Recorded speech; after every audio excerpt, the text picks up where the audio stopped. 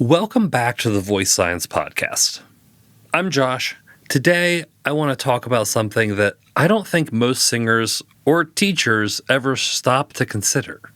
It's something we all feel, and honestly, something we all wrestle with, but it stays in the background. It's what I call the standard. And let me be clear right away, I don't mean a set of benchmarks. I'm not talking about whether you can sing high C or whether you can sing pianissimo for 12 seconds or whether you can pull off a stylistic riff in gospel or jazz. Those are just measures. They're surface things. What I'm talking about is something deeper and in some ways much harder. The standard is philosophical. It's a way of asking yourself, what should excellence look like? And am I really willing to hold myself to that? It's uncomfortable because as soon as you name it, you start to see all the places where you and your peers and teachers fall short. But that's the point. The standard isn't about comfort, it's about clarity, and it's about honesty.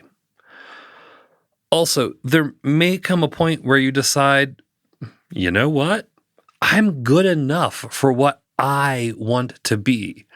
And that is a beautiful decision if it's true. At its core, the standard is the bar you choose to hold yourself to even when nobody else is watching. That's the test. Not what can you do when the audience applauds you, not what can you pull off when adrenaline is high. It's what you demand of yourself in the practice room, alone, with nobody to impress and no one to clap. Are you the kind of singer who says, that was close enough, let's move on? Or are you the kind who stops and says, no, I know that I let my support slip. Let's do it again. And the same goes for teachers. When a student asks you something you don't know, do you bluff? Do you give them a half answer just to keep your authority intact?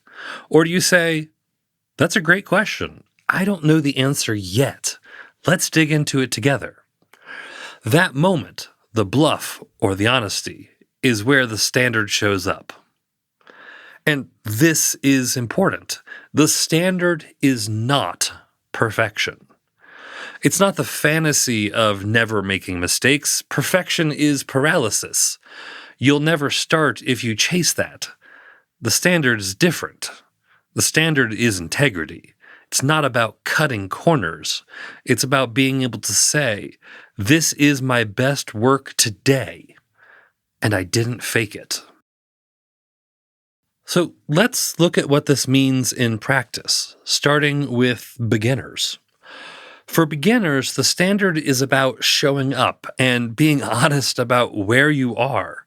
A beginner singer doesn't need to sound like Renee Fleming or Audra McDonald. That's not their standard, at least yet, maybe never. Their standard is much simpler and in some ways much braver. Picture this. A beginner sits down to practice. They sing through an exercise. They crack. They go flat. It sounds messy. Now they have a choice. They can laugh it off, scroll their phone, or say, well, I'll get it next time. Or they can stop, record themselves, and listen back even though they hate the sound. They can notice, okay, I'm flat. Why? Oh, I let my breath collapse. That's the standard at the beginner level.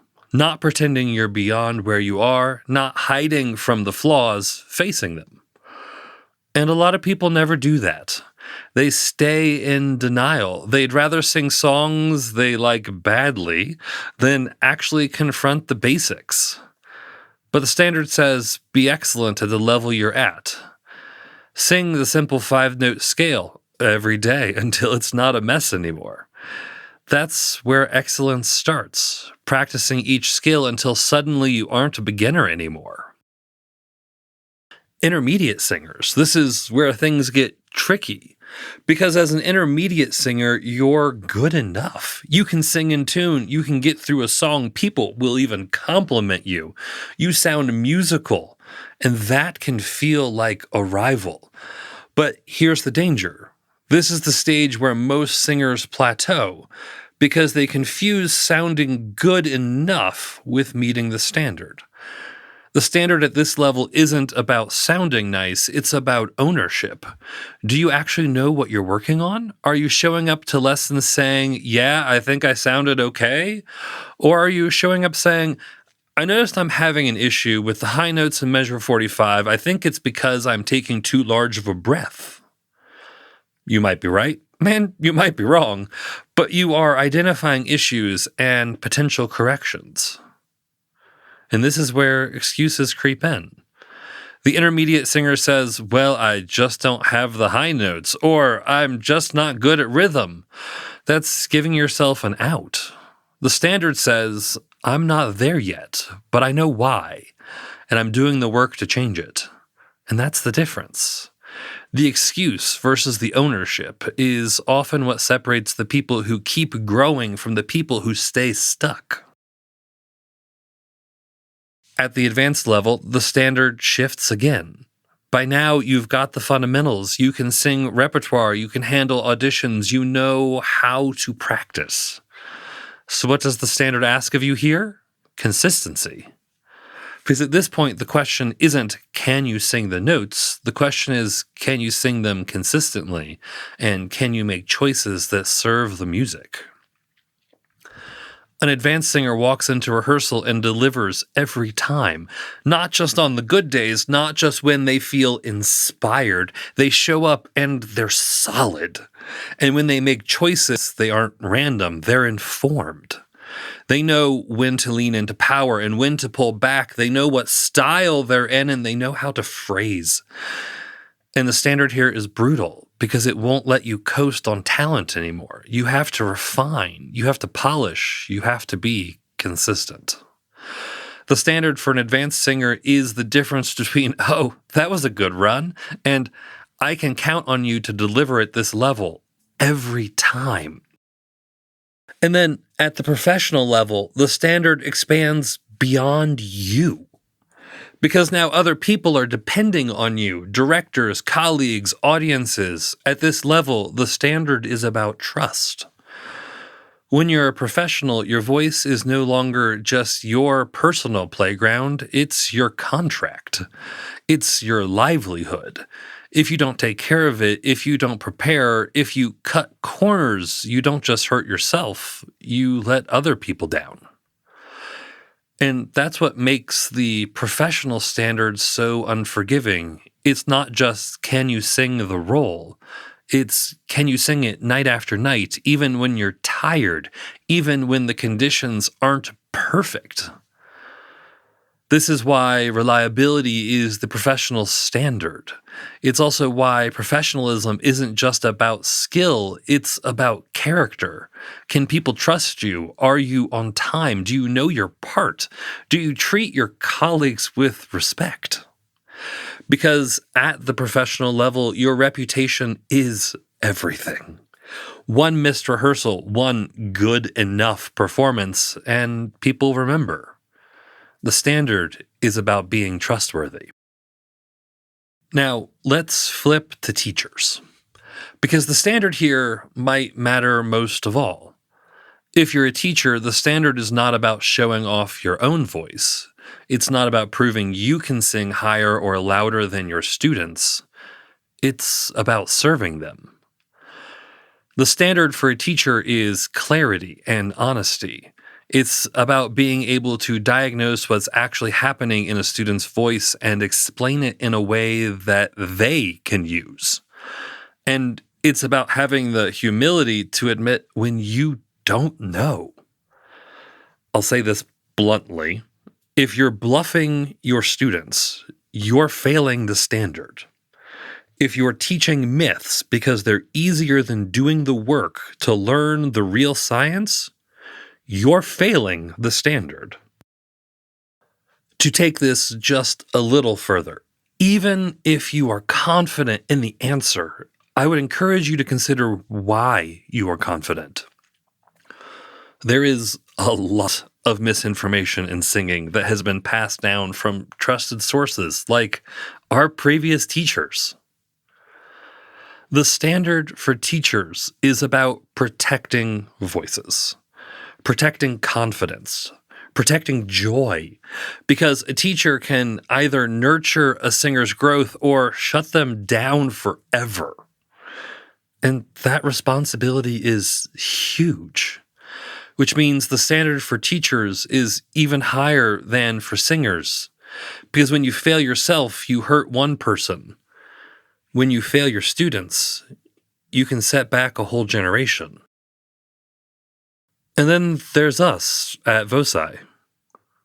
Voci was founded on the idea of the standard. We're not here to be another voice on YouTube shouting out random exercises. We're not here to pump out content for clicks. We're here to build something rigorous, reliable, consistent, and transparent.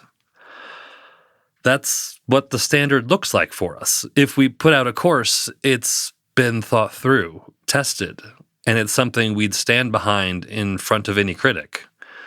If we say weekly podcast, then it's weekly. If we teach science, it's sourced. If we don't know, we say so. And it's not about gatekeeping. It's not about making singing harder to access. It's about making the pathway clearer. We want to set the bar high, but then hand people the tools to reach it. Because the truth is, the noise out there is overwhelming. Everyone's got a hack. Everyone's got a miracle. But hacks don't last. Miracles don't hold up in rehearsals. The standard is what lasts. Now, before I wrap up, I want to be clear about something. The standard is not a finish line. There's no point where you suddenly arrive and say, I did it! I've met the standard! I'm done! It doesn't work that way. The standard is something you keep reaching for, and the moment you think you've caught it, it shifts. That's not failure, that's the point. If you're growing, the bar will always keep moving. And here's the other uncomfortable truth. You're not going to live up to it all the time. Nobody does. I don't. I miss things. I let something slip. I put out work I later realized could have been cleaner or more rigorous. That's part of being human. The standard isn't about never falling short. It's about how you respond when you do. Do you ignore it? Excuse it? Pretend it didn't happen?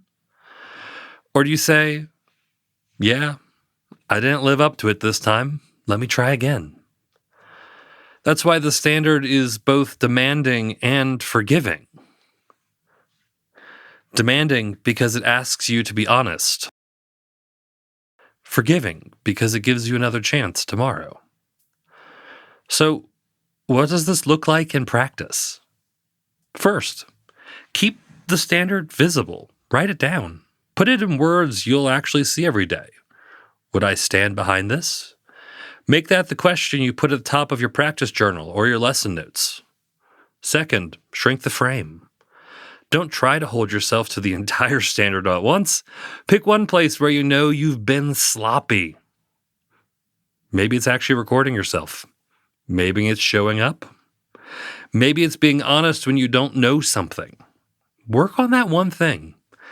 Excellence is built step by step. And third, invite accountability. It's easy to lie to yourself, but harder to lie to a peer. Share your recordings with someone you trust. Ask them one question. Does this meet the standard? And then take the answer seriously. Those are simple things, but over time they build the habit, and the habit is what matters. Because the standard isn't about a moment of greatness, it's about a way of working. So here's where I want to leave you. The standard is not a checklist. It's not a specific note or achievement. It's not something that happens to you. It's something you choose. And you choose it every day in the practice room when nobody's listening. In the classroom, when a student asks a hard question. On stage, when the conditions aren't ideal. In the work you publish, when you could cut corners and hope nobody notices. The standard is about being able to say, this is my best work today, and I didn't take shortcuts. And if you think about it, that's liberating because it means the standard isn't perfection, it's integrity, it's honesty, and it's always moving. As soon as you reach one level, you realize there's another, and that's the point. So my challenge for you this week is simple. What's the standard you're holding yourself to right now? Are you living it? Or are you coasting? Because in the end, the standard isn't about competition. It's not about being better than the singer next to you. It's about excellence. It's about integrity. And it's about being able to look at your work and say, yes, I would stand behind this. Thank you for listening to this week's Voice Science podcast. We hope you'll join us again, and until then, keep singing smart.